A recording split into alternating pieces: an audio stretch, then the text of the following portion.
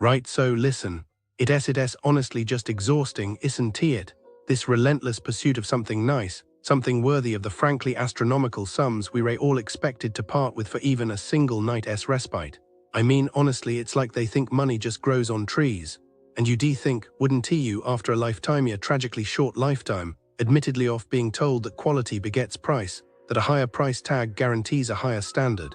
It's a comfort, a little delusion we all cling to, but it's all a lie, a shimmering, gilded lie. And Hotel Yountville in Yountville, California, well, they were practically selling lies. I remember back in Riga, my grandmother, Babushka Anya, would always say, "Darling, a warm room and a clean sheet are luxuries, not rights." She survived things, you see. Things that made chipped porcelain and threadbare rugs feel like palaces. And she instilled in me this reverence for genuine comfort. A deep-seated belief that if you were going to ask for a fortune, you better deliver a sanctuary. You understand, it's simple decency, but this was an affront. It began, of course, with the trying to reach them.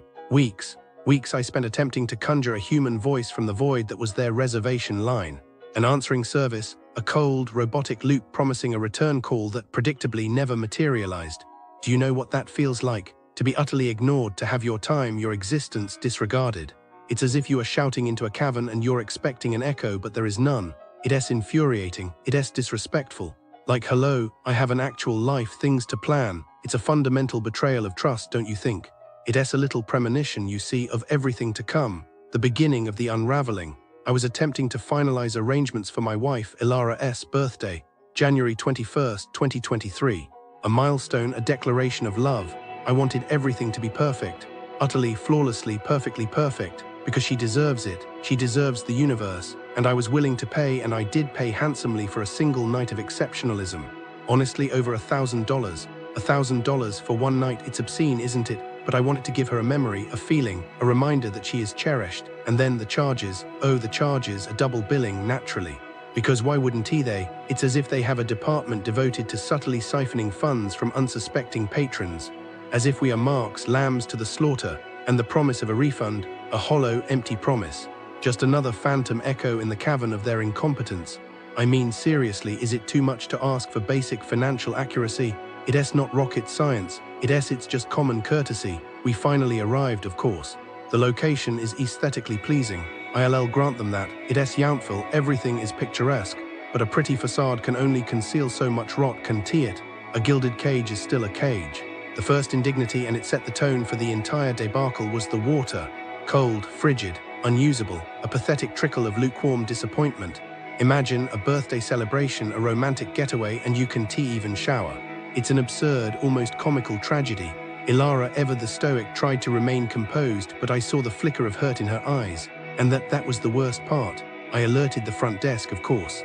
"Oh, we'll send someone," they said, with the practiced indifference of seasoned professionals in the art of customer neglect.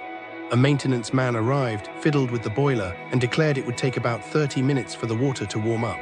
30 minutes stretched into 2 hours, and still the water remained stubbornly, cruelly cold. The physics of it all just bothered me. The energy lost, the inefficient system, the sheer disregard for basic comfort. I began to get irritated and anxious. They offered us a shower in a neighboring room. As if that solves.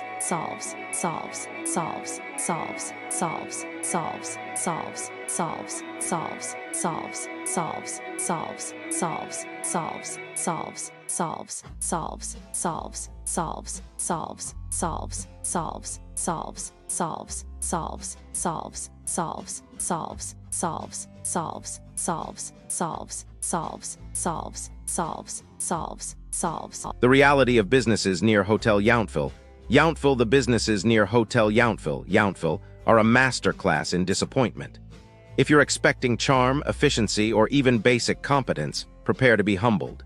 The area is a parade of overpriced mediocrity, where tourists are seen as walking wallets rather than guests. Let's start with Oxbow Public Market, which should be a lively hub, but instead operates like a ghost town after 7 p.m. Multiple visitors have arrived, wallets open, only to find locked doors and empty stalls. One couple drove all the way from Alameda, dreaming of a vibrant market experience, only to be met with darkness. Another group showed up on a Saturday night, peak time for any normal establishment, and found the same depressing scene. Even when it is open, the experience is a battle. Parking is a nightmare, lines are absurd, and VIP parking sits mostly empty while regular guests fight for scraps. Then there's the food.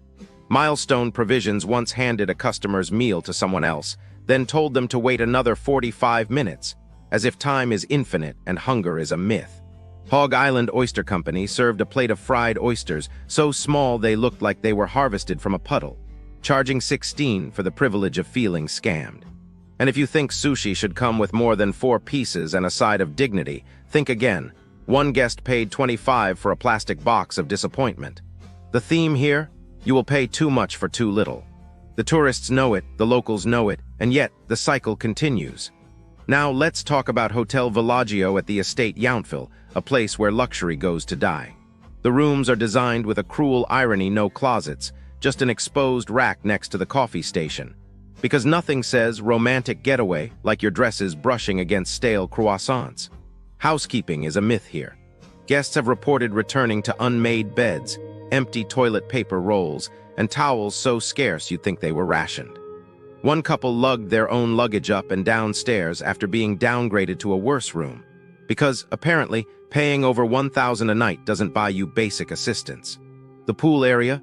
A wasteland, dirty dishes, abandoned towels, and not a staff member in sight. One guest described it as a frat party aftermath, except no one had fun and cleanup was optional. And if you dare to complain, management will either ignore you or send a drone-like employee to recite corporate non-apologies. Then there's Bistro Ginty, a French restaurant that seems to have forgotten France exists. The steak au poivre lacks proper seasoning, the escargots are chewy like rubber, and the service moves at the speed of a sleepy snail.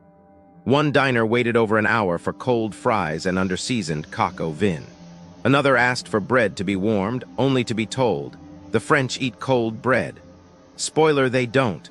But the crown jewel of disillusionment is the French Laundry, a restaurant so prestigious it's become a cautionary tale. Diners have left with more than memories, some left with food poisoning. The tasting menu is a parade of mediocrity: undercooked pigeon, salty salmon, and Wagyu beef so poorly prepared it might as well be cafeteria meat. The service. Robotic. One guest was handed an iPad with 140 pages of wine options and zero guidance, because nothing says 3 Michelin stars like making the customer do the work.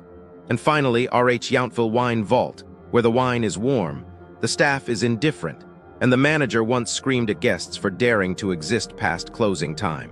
One visitor described the tasting experience as drinking hot, sparkling wine in a sauna, a torture method disguised as leisure. So what's the verdict?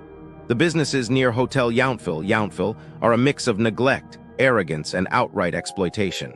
If you're looking for value, consistency, or even basic respect, you won't find it here. The only mystery is how these places stay in business. But then again, tourists keep coming, wallets open, hoping for magic. And magic, my friends, is in short supply. You know, I've been looking into crimes near Hotel Yountville, and honestly, it's just so sad. Businesses around here, they tend to be like super trusting, you know. They think everyone's gonna be honest, and it's just not the case. Like, there was this one gift card fraud ring, and I'm guessing it happened at one of those cute little shops near Hotel Yountville. The scammers probably walked in, all friendly-like, and convinced the shop owner to buy a bunch of gift cards. Then, they just disappeared with the money. I mean, can you imagine?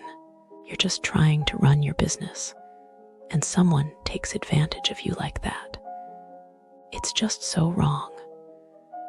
I'm guessing the shop owner was left feeling super upset and frustrated. I mean, who wouldn't be? You've just been scammed out of your hard-earned money. And the scammers, they probably just went on to do it again to some other poor business owner. It's like they have no conscience, you know. And then there was this phishing scam in Napa County. Now, I'm not saying it happened directly near Hotel Yountville, It's close enough, you know.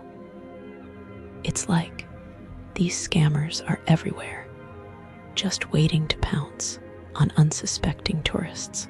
They probably sent out fake emails or texts, trying to get people's personal info. And if you're not careful, you might just fall for it. I'm guessing the people who got scammed were probably really embarrassed, like, how could I be so stupid? But it's not stupid, you know. These scammers are professionals. They know exactly what they're doing. And it's just not fair.